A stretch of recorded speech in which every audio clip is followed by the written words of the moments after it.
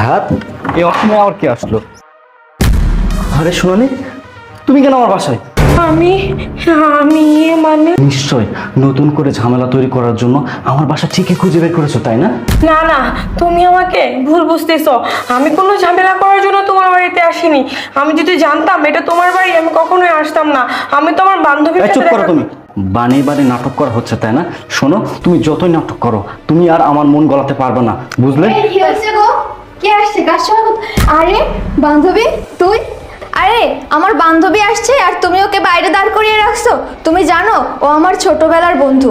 ওর সাথে আমার কত ভালো ফ্রেন্ডশিপ। ছোটবেলা থেকে আমরা একসঙ্গে স্কুল শেষ করেছি, কলেজ শেষ করেছি, আর তারপরে বিয়ে হয়ে আলাদা হয়ে গেছি যে যার মতো।